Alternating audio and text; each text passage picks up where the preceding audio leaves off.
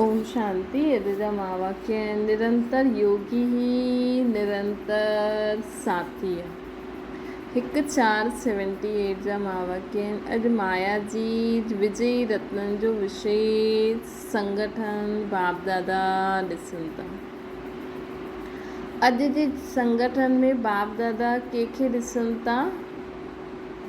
माया जी विजयी रतन के, जो आदि सां अंत ताईं बाप दादा जी सदा फेथफुल, सदा बाप जे कदमनि में कदम रखण वारा, सदा जा सहयोगी साथी आहिनि। बाप दादा उन्हनि खे ॾिसनि था।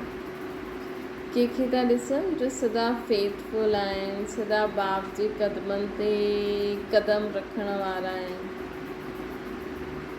सदा सहयोगी ऐं बाप दादा जे साथी ॿार आहिनि। बाबा अहिड़े ॿारनि खे ॾिसनि था। हर समय बाप ऐं सेवा में मग्न रहण वारा, सदा श्रेष्ठ मर्यादाउनि जे लकीर सां संकल्प में बि ॿाहिरि न निकिरण वारा, सदा हर समय बाप ऐं सेवा में मग्न रहण वारा। बाबा कहिड़े कहिड़े ॿारनि खे ॾिसनि था? माया जी विजयी रतन, ॿियो बाप दादा ॾिसनि था फेथफुल, सदा बाप जे कदमनि में ते कदम रखण वारा, सदा सहयोगी साथी, हर समय बाप ऐं सेवा में मग्न रहण वारा, सदा श्रेष्ठ मर्यादाउनि जी लकीर सां संकल्प में बि ॿाहिरि न निकिरण वारा। मर्यादाउनि जी लकीर सां संकल्प में बि ॿाहिरि न निकिरण वारा, मर्यादा पुरुषोत्तम। अहिड़ा ॿार सदा हर सेकेंड हर संकल्प में जन्म जन्म साथ रहंदा आहिनि न। हर सेकेंड हर संकल्प में ॾिसो, हाणे असां जेतिरो बाबा जी यादि में रहंदासीं न बाबा सां गॾु, त सत्य त्रेता में त असांजी आत्म अभिमानी स्थिति हूंदी ई सही। द्वापर युग में जॾहिं भक्ति शुरू थींदी त बि असां सिर्फ़ु शिव जा ई पुजारी रहंदासीं। शिव बाबा सां ई असांजो भक्ति में बि नातो हूंदो। असां हेॾे होॾे न भटकंदासीं। इहे तव्हां चेक करे सघंदा आहियो कि अंत समय ते तव्हां लिंग जी ही पूजा कई आहे या ॿिए तरफ़ भटकिया आहियो न। किथे किथे सिंधी त माण्हू डायरेक्ट होॾे गुरुद्वारनि में फसी विया आहिनि। हाणे पहिरियों सभु सत्यनारायण जी ऐं शिव जी पूजा कंदा हुया न। शिव जे मंदर में वेंदा हुया, सत्यनारायण जी कथा कंदा हुया सिंधी माण्हू। त चवनि था असां सिंधी आहियूं, चलो झूलेलाल खे मञो, जोत खे ई मञो, जोत बि शिव बाबा। लेकिन हाणे त जाते ताते ॾिसो, उन में बि ज़्यादा गुरुद्वारनि में सिंधी आहे। भले उन्हनि खे पंजाबी सम्झ में नथी अचे, कीर्तन में सुखमनी जपजी साहिब जो अर्थ न ईंदो, बसि होॾे वेंदा। त ॾिसो, इहे असां किथे किथे भटकिया आहियूं न। त अगरि असां लास्ट ताईं बि शिव जा ई पुजारी ठही करे रहियासीं, ज्ञान खां पहिरियों बि चेक करो तव्हां, बाबा जा ई यादि कंदा हुयो शिव बाबा खे, भले परिचय न हुयो, त मतिलबु असां पूरे 84 जन्मनि जो बाबा खां वरसो वरितो। बाबा चवनि था कि अहिड़ा ॿार सदा हर सेकेंड ऐं हर संकल्प में न जन्म जन्म साथ रहंदा आहिनि। ब्रह्मा बाबा सां त असां साकार में रहंदासीं ई सही, तॾहिं त सिंधी आहियूं न अञा बि। इहे बि ॾिसो असांजो भाग्य कि असां ॿिए कंहिं जॻह ते ॿिए कंहिं धर्म में न भटकिया आहियूं। त शिव बाबा जी ॿियो निराकार रूप में शिव बाबा सां ई असांजी भक्ति रहंदी। त हाणे बाप सां वाइदो निभाईंदा आहियो कि तव्हां सां ई विया, तव्हां सां ई हर सेकेंड हर कर्म में साथ निभायां। अहिड़ा वाइदे खे निभाइण वारा सपूत ॿारनि खे बाप बि जन्म जन्मांतर साथी भव जो वरदान हाणे ई ॾेई छॾंदा आहिनि। बाबा हाणे असांखे कहिड़ो वरदान ॾींदा, जेका हरदम बाबा जी यादि में ऐं सेवा में मग्न रहंदा, मर्यादाउनि जी लकीर जे ॿाहिरि न निकिरंदा, बाबा जे कदमनि ते कदम रखंदा, उन्हनि खे हाणे बाबा साथी भव जो जन जन्मांतर साथी भव जो वरदान ॾेई छॾंदा। इहो सुठो न, इहो वरदान सुठो आहे। भविष्य में असांखे ऊच पद पाइणो आहे त दैवी गुणनि जी धारणा करो ऐं भक्ति मार्ग में बाबा सां गॾु जन जन्मांतर साथी भव जो वरदान प्राप्त करण जे लाइ श्वासोश्वास संगम युग ते बाबा सां गॾु विया, उथां खायां पीआं, साकार बाप सां गॾु भिन्न भिन्न नाम रूप में पूज्य में बि साथी ऐं पुजारीपन में बि साथी रहंदासीं, ऐं साकार बाप में सां सत्य में बि साथी रहंदासीं, भक्ति मार्ग में बि साथी रहंदासीं। ज्ञानी तो आत्मा ठहिण में बि साथी, भक्त आत्मा ठहिण में बि ब्रह्मा बाबा जे साथी रहंदासीं। अहिड़ा सदा साथी जो व तत्वम जो वरदान अहिड़ी विशेष आत्माउनि खे हाणे ई प्राप्त थी वेंदो आहे। अहिड़ा ॿारनि खे सदा साथी ऐं तत्वम जो वरदान, मतिलबु जीअं ब्रह्मा बाबा रॉयल राज्य अधिकारी हूंदा, हूअं असां बि बाबा जे कनेक्शन में, चाहे बाबा जे घर में संबंधनि में या कंहिं न कंहिं रीति सां असां बाबा जे कनेक्शन में रहंदासीं, पूज्यपन में भी और पुजारीपन में भी। हर महारथी के स्वयं के चेक करणो कि वर्तमान समय बाप दादा जे गुण, नॉलेज और सेवा में समानता और साथीपन केस ताईं आहे। हर महारथी के स्वयं के चेक करणो आहे कि हाणे वर्तमान समय में बाप दादा जे गुण, नॉलेज और सेवा में समानता और साथीपन केस ताईं आयो आहे बाप दादा सां गॾु। समानता ही समीपता खे लाहींदी आहे। जॾहिं असां में बाबा जहिड़ा गुण, नॉलेज और सेवा असां बाबा जी कंदासीं न, समान ठही वेंदासीं, त समान ही बाप दादा जे समीप लाहींदी, हाणे बि ऐं भविष्य में बि। भविष्य में ब्रह्मा बाबा जी ऐं हाणे शिव बाबा और ब्रह्मा माँ जी। हाणे जी स्टेज अथवा ऐं भविष्य जी स्टेज में ऐं हर सेकंड साथीपन जो अनुभव जन जन्मांतर भी नाम रूप संबंध सां साथ जा अनुभव जे निमित्त ठहींदा। हाणे जी स्टेज ऐं भविष्य स्टेज में हर सेकंड साथीपन जो अनुभव, शिव ब्रह्मा मां सां साथीपन जो अनुभव जन जन्मांतर भी नाम रूप संबंध सां साथ जे अनुभव जे निमित्त ठहींदासीं।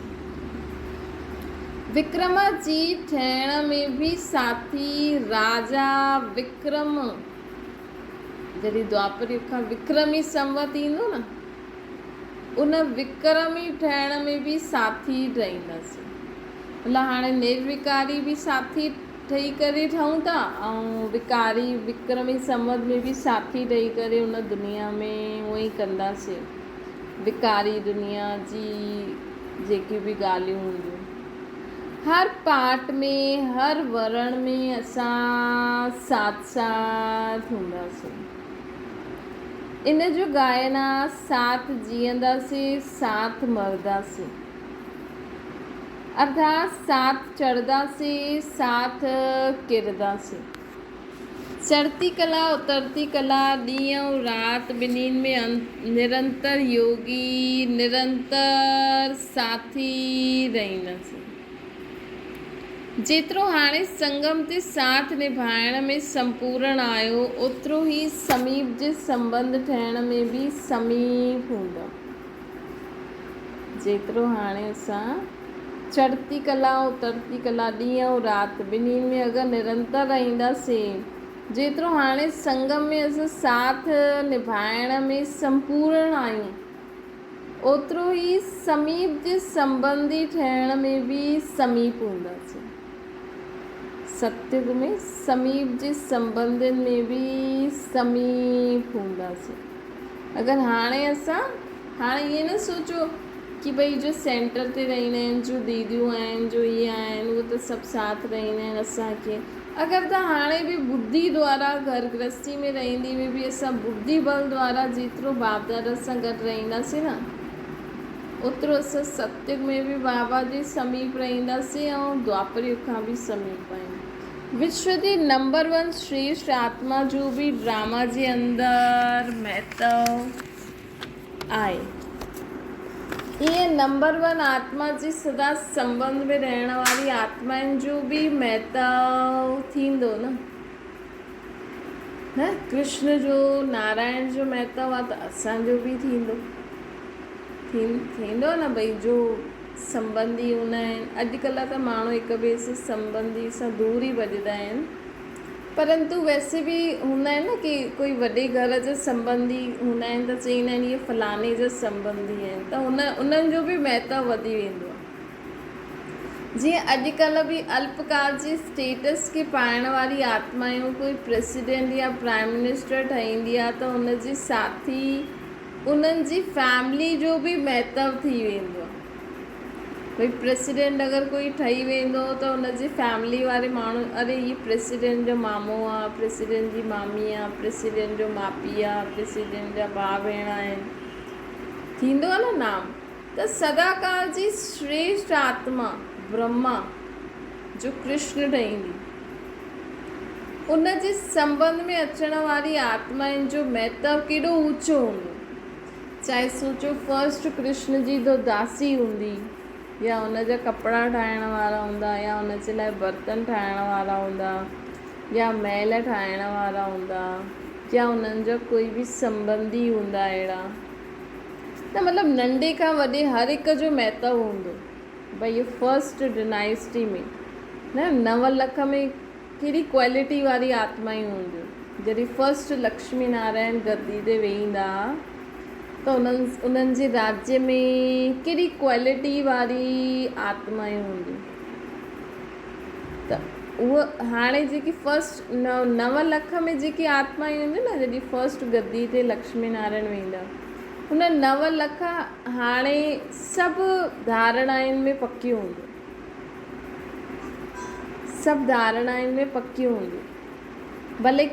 भले कृष्ण जी दासी ई छो न हुजे, भले कृष्ण जी रोटी, घर में रोटी ठाहिण वारी या घर जो कमु करण वारी बि, कृष्ण जे घर में कमु करण वारी बि आत्मा जेकी हाणे ब्राह्मण परिवार में हूंदी न, उहा हाणे धारणा मुहूर्त हलंदी हूंदी। भले ज्ञान खे एॾो विस्तार सां न सम्झंदी हूंदी, बाक़ी ॿियूं जो धारणाएं हूंदियूं न, पवित्रता, इहे पकी करे हलंदी हूंदी। त बाबा चवनि था त सोचो सदाकाल जो फर्स्ट श्री कृष्ण जी श्रेष्ठ आत्मा आहे, उन जे संबंध में अचण वारी आत्माउनि जो केॾो महत्व हूंदो। हाणे थोरी सी हलचल थियणु ॾियो, पोइ ॾिसिजो आदि पुराणी आत्माउनि जो सदा साथ जो संबंध निभाईंदियूं आयूं आहिनि, उन्हनि जो बि केतिरो महत्व थींदो आहे। हाणे ॾिसो यज्ञ में पहिरियों त दादियूं हुयूं हेॾी सारियूं, हाणे त थोरा सा ई माण्हू साकार बाप दादा जे टाइम वारा थोरा सा ई माण्हू आहिनि, त उन्हनि जो महत्व आहे। हाणे अगरि कोई चए न असां साकार मम्मा बाबा सां मिलियल आहियूं, मिली चुकिया आहियूं, अॼु मम्मा डे आहे न, त अगरि जेका मम्मा सां मिलिया हूंदा उन्हनि जो अॼु केतिरो महत्व हूंदो, सभिनि उन्हनि जो अनुभव ॿुधियो हूंदो मम्मा जो उन्हनि द्वारा। त बाबा चवनि था हाणे ॾिसो, हाणे समय अची वियो न कि हाणे पुराणी जेकी आत्मायूं जो मम्मा बाबा सां गॾु रहियूं आहिनि, उन्हनि जो केतिरो महत्व आहे। जीअं पुराणी वस्तु जो महत्व रखंदा आहिनि न, वैल्यू सम्झंदा आहिनि, उहो तव्हां आत्माउनि जी वैल्यू जो वर्णन कंदा, गुणगान कंदा, स्वयं खे बि धन्य अनुभव कंदा। ऐं अचण वारे समय में जॾहिं दुनिया में इहो विनाश जो नज़ारो ईंदो, सभिनि खे पतो लॻी वेंदो कि बाबा आया आहिनि, त तव्हांजी वैल्यू बि ॾाढी थी वेंदी कि अरे हिननि परमात्मा जो ज्ञान ॿुधियो आहे, हिननि परमात्मा सां योग लॻायो आहे, हिननि इहे परमात्मा खे ॼाणंदा आहिनि, इन्हनि भॻवान सां मिलिया आहिनि, इन्हनि भॻवान जो ज्ञान वरितो आहे। इहे भॻवान सां उथंदा हुया, वेहींदा हुया, खाईंदा हुया, पीअंदा हुया। छो जी हाणे त बाबा साकार ख़तमु, अव्यक्त ख़तमु, त हाणे त बाबा खे उहो ई अनुभव करे सघंदा जो योग युक्त हूंदा। और थोरे समय में त बाबा चईं न मां हली वेंदमि, पोइ अंत समय में त बाबा सिर्फ़ु हिकु बार साक्षात्कार कराईंदा। त सोचो तव्हांजी केतिरी वैल्यू थी वेंदी। हाणे भले ई माण्हू तव्हांखे चवनि था अरे छा था करनि, ईअं थोरी थींदो आहे, लेकिन अंत समय तव्हांजा ॾाढा गुणगान कईंदा कि ॾिसो हीअ परमात्मा जी श्रेष्ठ मत ते हली करे इहे पवित्र रहिया, हिननि लसन प्याज छॾियो, हिननि रोज़ु अमृत वेलो कयो, हिननि रोज़ु मुरली ॿुधी, हिननि धारणा कई न। अगरि तव्हां अमृत वेलो न कंदा आहियो त अंत समय त माण्हू त ईअं सोचंदा न हिननि अमृत वेलो कयो, हिननि ईअं कयो, ईअं कयो। त बाबा चवनि था पंहिंजे महत्व खे ॼाणो। अॻियां अचण वारे समय में तव्हांजी ॾाढी वैल्यू थियण वारी आहे। हाणे असां पंहिंजी वैल्यू खे सम्झूं ऐं बाबा खां पूरो पूरो वर्स वठी वठूं। तव्हां आत्माउनि जी वैल्यू जो वर्णन कंदे कंदे, गुणगान कंदे कंदे स्वयं खे बि धन्य अनुभव कंदा कि ॾिसो असांजा संबंधी भॻवान सां मिलियल आहिनि, मिली चुकिया आहिनि। अहिड़ी श्रेष्ठ आत्मा पंहिंजे खे सम्झंदा आहियो। जेतिरो तव्हां बाप जे गुण ॻाईंदा ओतिरो ई रिटर्न में अहिड़ी आत्माउनि जे गुणगान तव्हांजा कंदा। हाणे छो न गुणगान कंदा आहिनि, सेवा अञा कंदा आहियो, लेकिन संपूर्ण फल असांखे अंत में छो मिलंदो? हाणे बि मिलंदो आहे, लेकिन हाणे घटि मिलंदो आहे। हुन जो कारण आहे हाणे कॾहिं कॾहिं बाप ऐं तव्हांखे किथे मिस करे ॾींदा आहिनि। हुन जो कारण छा आहे कि हाणे कॾहिं कॾहिं बाप ऐं तव्हांखे किथे मिस करे ॾींदा आहिनि। बाप जे गुण ॻाईंदे ॻाईंदे तव्हांजा बि गुणगान शुरू करे छॾींदा आहिनि, मिक्स करे छॾींदा आहिनि, सॉरी, तव्हांखे ऐं भॻवान खे मिक्स करे ॾींदा आहिनि। बाप जा गुणगान ॻाईंदे ॻाईंदे तव्हांजा बि गुणगान ॻाईंदा आहिनि। भाषा ॾाढी मिठी चईंदा आहिनि, लेकिन मापन जो भाव हुजण जे कारण आत्माउनि जी भावना समाप्त थी वेंदी आहे। त बाबा चवनि था कि भावना उन्हनि जी ॾाढी सुठी हूंदी आहे। ऐं असां बि किथे किथे छा कंदा आहियूं, मापन अची वेंदो आहे न कि हा मां एॾो सुठो ज्ञान ॿुधाए सघंदी आहियां, मां ईअं करे सघंदी आहियां, त असां में बि मापन अची वेंदो आहे त भाव ख़तमु थी वेंदो आहे। इहे सभिनि खां वॾी सूक्ष्म त्याग आहे। मापन जो त्याग ॾाढो सूक्ष्म। जॾहिं असां मापन जो त्याग कंदासीं तॾहिं असांजी उहा स्टेज ईंदी। अहिड़े त्याग जे आधार ते ई नंबर 1 आत्मा, नंबर 1 भाग्य ठाते। अष्ट रत्ननि जो बि आधार इहो ई आहे, त्याग। उन ॾींहुं बाबा चई अष्ट रत्न के ठाहींदा? जेका हर घड़ी 8 शक्तियुनि खे यूज़ करनि। अॼु ॿियो पॉइंट आहे, अष्ट रत्ननि में केरु ईंदा? जंहिं सूक्ष्म मापन जो त्याग कयो। हर सेकेंड, हर संकल्प में बाबा बाबा यादि रहे, मापन समाप्त थी वञे। जॾहिं मां न त मुंहिंजो बि न, है न, जॾहिं मां न त मुंहिंजो बि न, मुंहिंजो सुभाउ, मुंहिंजो संस्कार, मुंहिंजी नेचर, मुंहिंजो कमु या मुंहिंजी ड्यूटी, मुंहिंजो नाम मान शान, मापन में इहो मुंहिंजो ई समाप्त थी वेंदो। त मापन में इहो मुंहिंजो समाप्त थी वेंदो। कंहिंमें? त इहो मापन में इहो मुंहिंजो बि, जीअं चईंदा आहिनि न, अगरि मापन ख़तमु थी वियो त मुंहिंजो बि ख़तमु थी वियो। मां आत्मा आहियां, मुंहिंजो बाबा आहे, बाक़ी सभु बाबा जो आहे। जो बि कराइनि था उहो बाबा ई कराइनि था। त मुंहिंजो बि ख़तमु थी वियो, मां आत्मा, मुंहिंजो बाबा। मुंहिंजोपन ऐं मांपन ऐं मुंहिंजोपन समाप्त थी वियो। इहो ई समानता ऐं संपूर्णता जी स्थिति आहे। मां आत्मा आहियां, मुंहिंजो बाबा आहे, बाक़ी सभु मां ऐं मुंहिंजो समाप्त थी वियो त असां बाप जी समान ठही वेंदासीं ऐं संपूर्ण ठही वेंदासीं। स्वप्न में बि मापन न हुजे, हिनखे चइबो आहे अश्वमेध यज्ञ में मापन जे अश्व खे स्वाहा करणु। सपने में बि असांजो मापन न हुजणो खपे, इनखे चइबो आहे अश्वमेध यज्ञ में मापन जे अश्व खे स्वाहा करणु। इहा अंतिम आहुति आहे। बाबा चवनि था इहा अंतिम आहुति आहे ऐं हिन जे आधार ते ई अंतिम विजय जा नगाड़ा वॼंदा। हीअ अंतिम आहुति कहिड़ी आहे? अंतिम आहुति मापन जी, ऐं हिन जे आधार ते ही अंतिम नगाड़ा वॼंदा। संगठन रूप में ये अंतिम आहुति जो दिल सां आवाज़ फैलायो। ये अंतिम आहुति जेकी असांखे ॾियणी आहे, बाबा चवनि था संगठन रूप में हिन अंतिम आहुति जो दिल सां आवाज़ फैलायो। पोइ इहे 5 तत्व सदा सभु प्रकार जी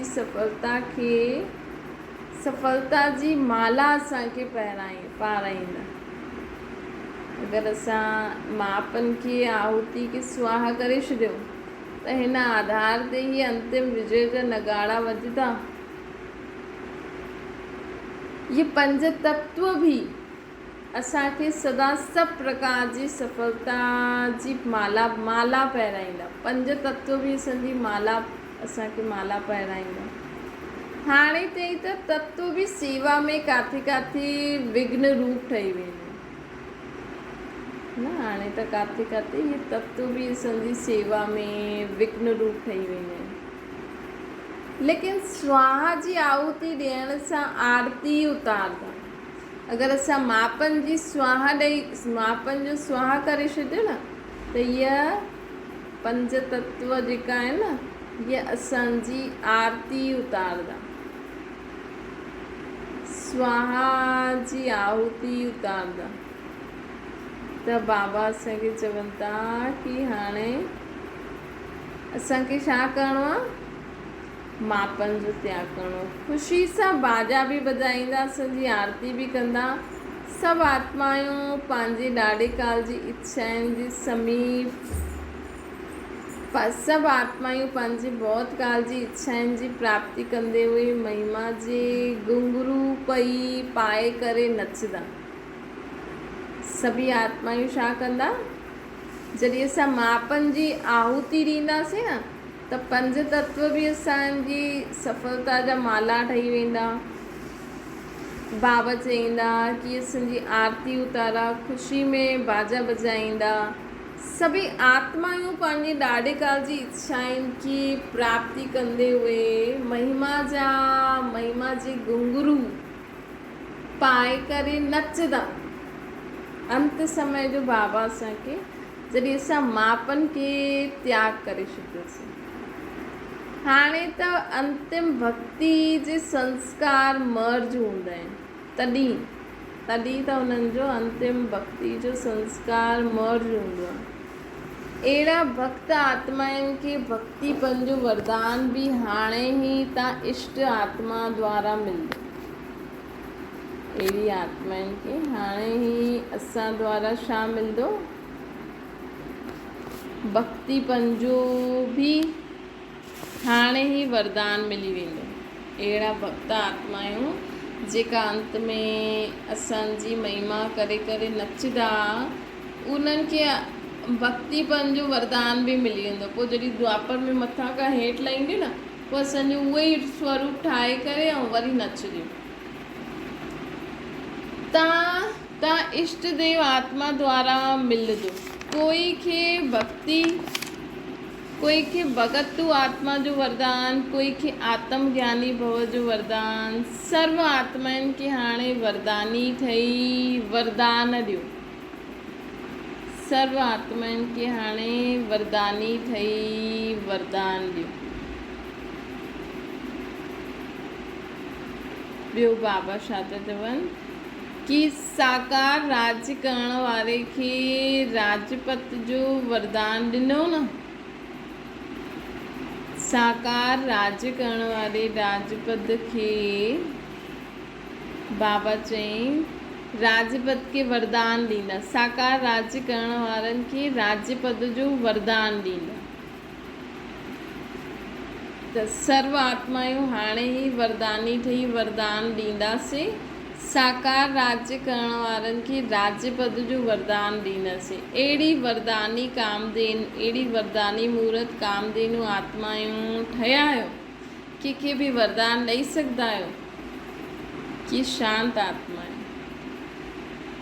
जो आत्मा जो मांगे तथास्तु। कोई चए असांजो इहो जीवन वॾो थी वञे, बीमार पियो आहे हॉस्पिटल में, अगरि असांखे चए कि न मूंखे वरदान ॾियो मां ज़्यादा जी न, त किथे हुनखे वरदान त मिली वेंदो, लेकिन वरदान बि सोचे सम्झी करे वठिणो खपे। भई शरीर त ॿुढो थी वियो आहे, बीमार आहे या ॿुढो आहे, जो बि आहे। हाणे मां भॻवान खां अगरि वरदान बि घुरां मूंखे आयु वधाए, त बीमारी बि ठीकु थी वई, आयु बि वधी वई। लेकिन अगरि जीवन में ॿियो प्रकार जो दुख परेशानी अची वई, असांखे भविष्य जो त पतो न आहे। इन करे न कॾहिं बि बाबा खां कुझु मांगदा न करो। बाबा जो श्रीमत ॾे थो न, उहो हलंदा हलंदा करो।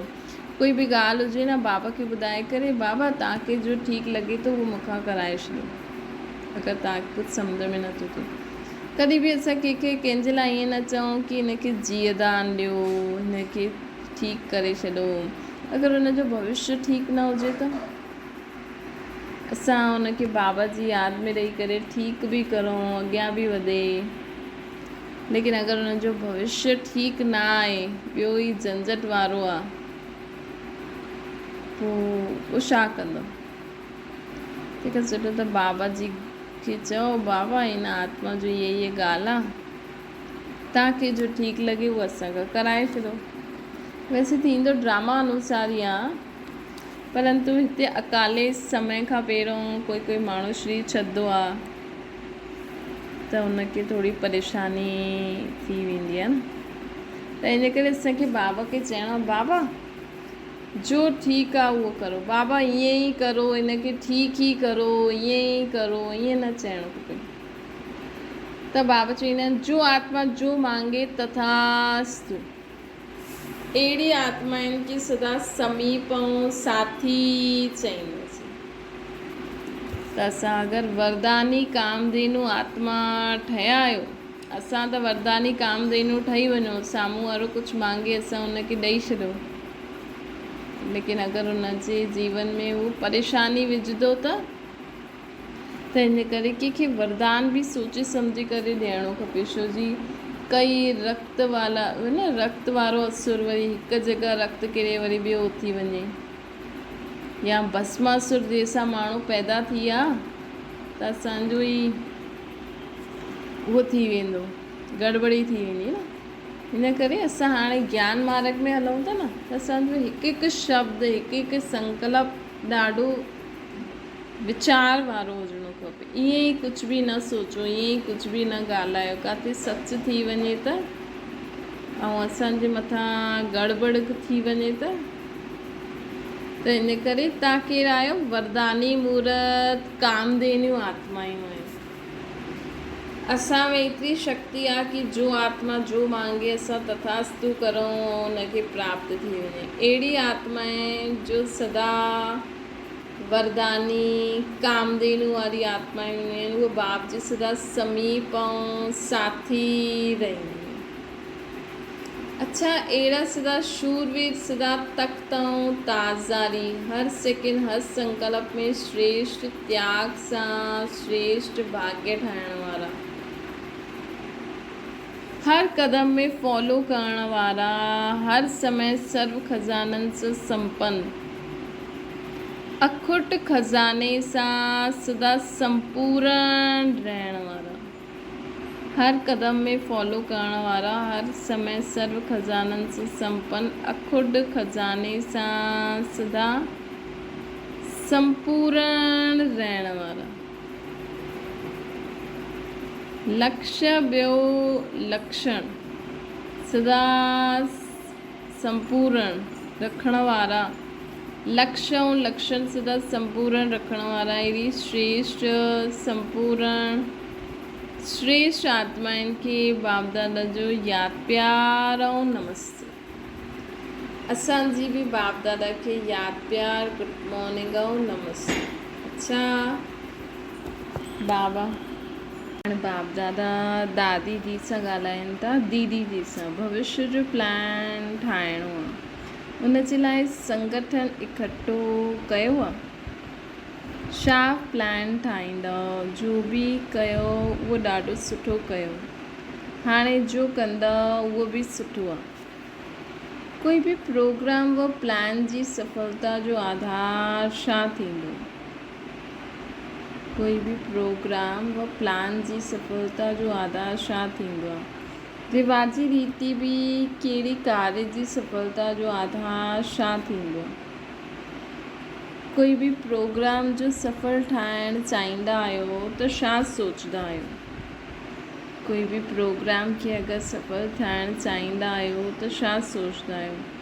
हाणे जो कॉन्फ्रेंस कई त हुन जी विशेष सफलता जो आधार छा हुयो? बाबा पुछनि था कि कुझु बि कमु असां कंदा आहियूं त हुनखे सफल ठाहिण जो आधार छा हूंदो आहे? साधारण रीति सां बि हर प्रोग्राम जी सफलता जो आधार विशेष व्यक्ति जी पर्सनैलिटी रहंदो आहे न। जी पर्सनैलिटी वारो ईंदो आहे, ओड़ी आवाज़ बुलंद थींदो आहे। जॾहिं बि तव्हां प्रोग्राम ठाहींदा आहियो त विशेष आवाज़ बुलंद करण जो लक्ष्य रखी करे प्लान ठाहींदा आहियो। विशेष पर्सनैलिटी अचे जंहिंसां स्वतः आवाज़ बुलंद थिए। त कोई बि प्रोग्राम कंदा आहिनि त इहे सोचंदा आहिनि भई विशेष पर्सनैलिटी अचे त पर्सनैलिटी साधन ठही वेंदी आहे। लौकिक पर्सनैलिटी वारा ॿाहिरां जी आवाज़ फैलाइण जे निमित्त ठहींदा आहिनि। उहा ई तव्हां विशेष निमित्त ठहिया आहियो। सेवाधारियुनि जी वर्तमान समय सेवा में पर्सनैलिटी खपे। त असांखे सेवा कंदे उहे विशेष पर्सनैलिटी धारण करणी आहे। उहो त दुनिया वारा त देह खे सजाईंदा आहिनि, हिते असांखे त आत्मिक पर्सनैलिटी खपे। त वर्तमान समय जी पर्सनैलिटी कहिड़ी आहे? प्योरिटी जी पर्सनैलिटी खपे। असांखे कहिड़ी पर्सनैलिटी धारण करणी आहे? सेवा जे क्षेत्र में विजयी थियण लाइ, सफलता मूर्त थियण लाइ असांखे विशेष पवित्रता जी पर्सनैलिटी धारण करणी आहे। प्योरिटी ही पर्सनैलिटी आहे। जेतिरी प्योरिटी हूंदी त प्योरिटी जी पर्सनैलिटी स्वयं ही सर्व जा सिर झुकाईंदी। जीअं ड्रामा जे अंदरि सन्यासियुनि जे अॻियां सिर झुकाईंदा आहिनि, प्योरिटी जी पर्सनैलिटी जे कारण उहो हुन जे अॻियां सर झुकाईंदा आहिनि। प्योरिटी जी पर्सनैलिटी वॾे माण्हुनि जा बि सर झुकाईंदी आहे। अॼुकल्ह दुनिया में करोड़पति बि कंहिंजे अॻियां झुकंदो, देवी देवताउनि जे अॻियां, वॾे साधु संत महात्माउनि जे अॻियां हर हिकु झुकंदो आहे। छोजो उहो पवित्र रहंदा आहिनि। त वर्तमान समय प्योरिटी जी पर्सनैलिटी जे आधार ते सिर झुकाईंदा। अगरबत्ती जी खुशबू खींचदी आहे, वैसे अचण सां ई प्योरिटी जी खुशबू अनुभव थी। हाणे कोई बि असांजे संबंध संपर्क में अचे न त उन्हनि खे प्योरिटी जी ख़ुशबू अनुभव थियणी खपे। जाते ॾिसे उते प्योरिटी ई प्योरिटी नज़र अचणी खपे। वर्तमान समय इन जो ई अनुभव करणु चाहींदा आहियूं जो चारों ओर नज़र न ईंदी आहे। वर्तमान समय इन जो ई अनुभव करणु चाहींदा आहिनि जो चारों ओर नज़र न ईंदी आहे। कहिड़ी? प्योरिटी। चाहे केतिरी बि महान आत्मा हुजे, नाम आहे, लेकिन प्योरिटी जा वाइब्रेशन न आहे, है न। अॼु भले ई दुनिया में ॾाढा वॾा वॾा साधु संत सन्यासी आहिनि, लेकिन उन्हनि में छा न आहे? प्योरिटी जा वाइब्रेशन न आहे। छो जो उहे सिद्धि जो नाम मान शान खे स्वीकार करे वठंदा आहिनि। सिद्धि थींदी आहे न उन्हनि खे, जीअं ई कोई सुठो कर्म कंदो आहे त हुनजी तारीफ़ थींदी आहे त उहो हुनखे स्वीकार करे वठंदा आहिनि। जॾहिं उहे सिद्धि खे स्वीकार करे वठंदा आहिनि त नाम मान शान खे स्वीकार करे वठंदा आहिनि।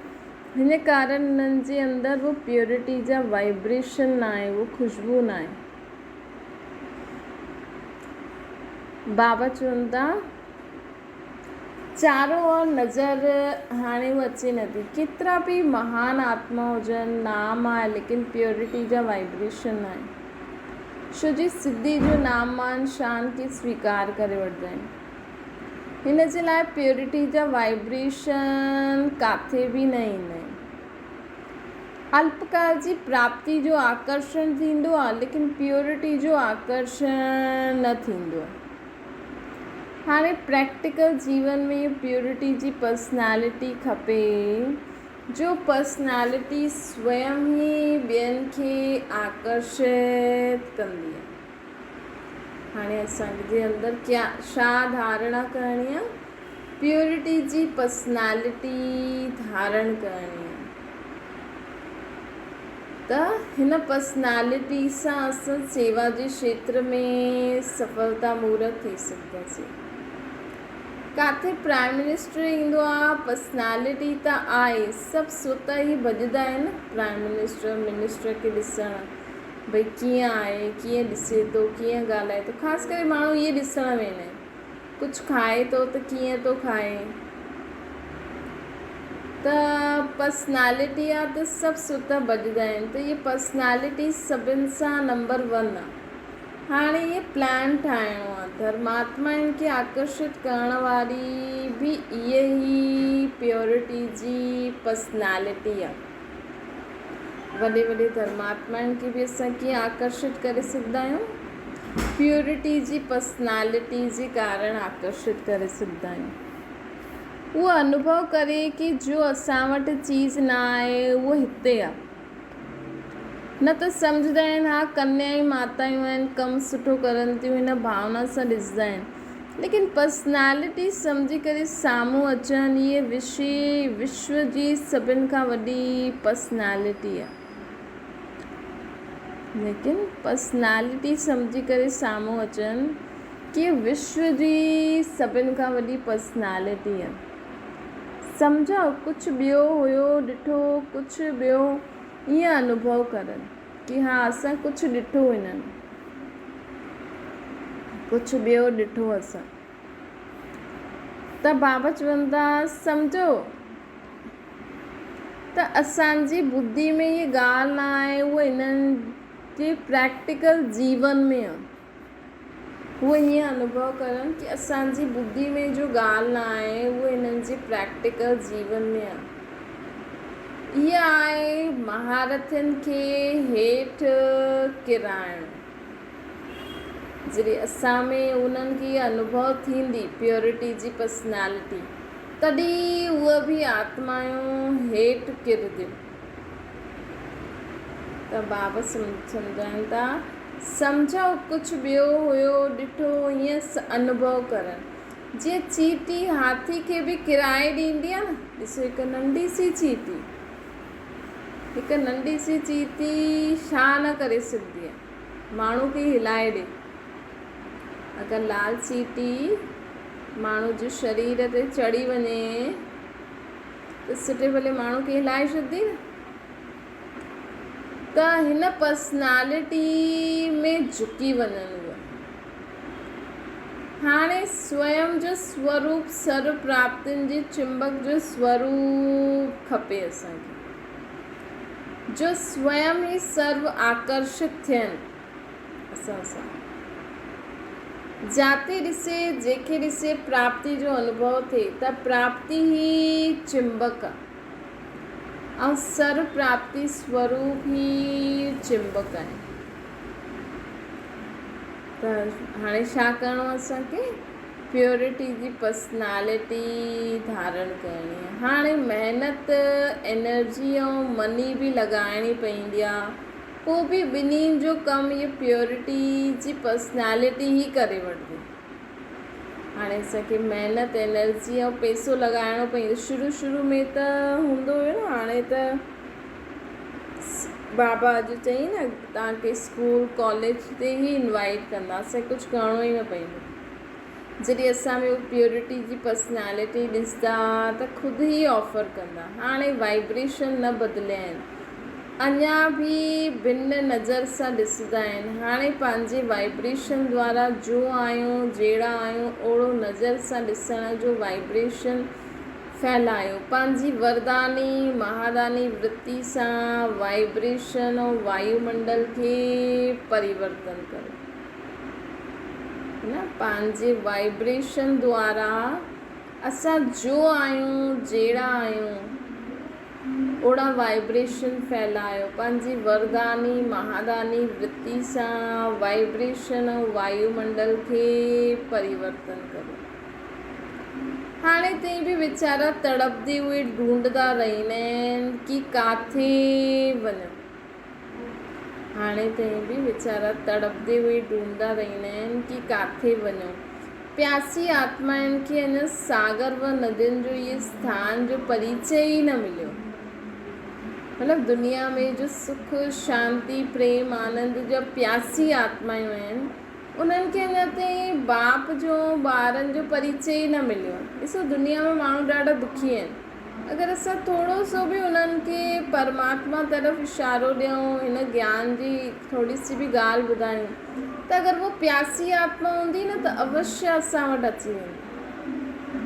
प्यासी आत्माउनि खे हाणे सागर व नदियुनि जो सही स्थान जो परिचय न मिलियो आहे, हिन करे ढूंढदा रहंदा आहिनि।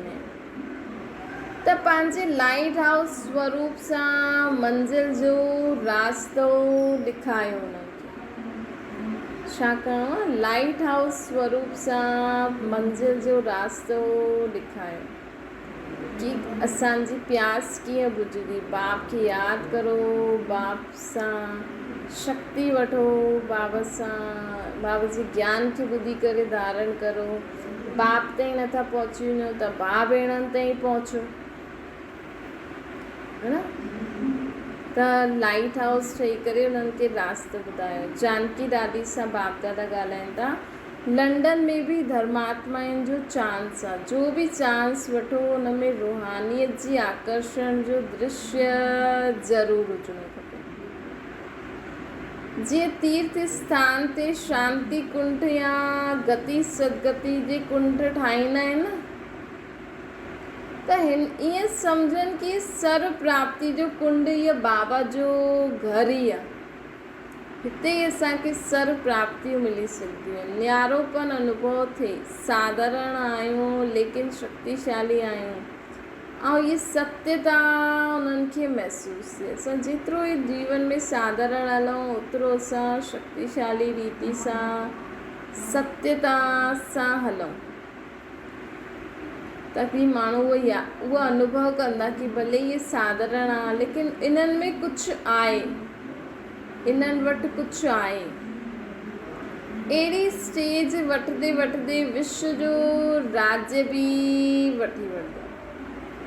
अहिड़ी स्टेज की शक्तिशाली ऐं सत्यता जी स्टेज प्राप्त कंदे कंदे असांखे विश्व जो राज्य भाग्य बि मिली वेंदो। हाणे त सिर्फ़ु प्रोग्राम जो निमंत्रण ॾींदा आहियूं। पोइ जीअं जड़ चित्रनि खे अखियुनि ऐं सिर ते चढ़ाईंदा आहिनि न, ईअं तव्हां सभिनि खे उन नज़र सां काथे विहारंदा, छा करे सभु कुझु, छा करे कुझु सूझंदो ई न। जॾहिं उन्हनि खे अनुभव थींदो ऐं अंत समय ते जॾहिं सभिनि खे पतो लॻी वेंदो असां केरु आहियूं, त बाबा चवनि था तव्हांखे उन नज़र ते विहारंदा, छा करो उन्हनि खे कुझु सूझंदो ई न। मतिलबु एॾी ऊची नज़र सां असांखे ॾिसंदा। महिमा में छा चयूं न, छा चयूं न चऊं इहे सूझंदो ई न। मतिलबु एॾी महिमा असांजी कंदा, करणु उन्हनि खे अंदरि ईंदो लेकिन करे न पाईंदा, सूझंदो ई न छा करो, एॾो ऊचा माण्हू आहिनि। संगठन करणु सुठो आहे, संगठन में बि उमंग उत्साह वधंदो आहे। ॾिसो अकेले माण्हू वैसे बि आलस करे छा ठाहियूं ईअं करूं, लेकिन संगठन हूंदो न त उन्हनि खे उमंग उल्लास ईंदो रहंदो, हा ईअं करूं ईअं करूं। अच्छा, बाबा चवनि था हाणे विदाई जे समय बाबा चवनि था जीअं हाणे ख़ुशी में नचो था उहा सदा ख़ुशी में नचंदा रहो।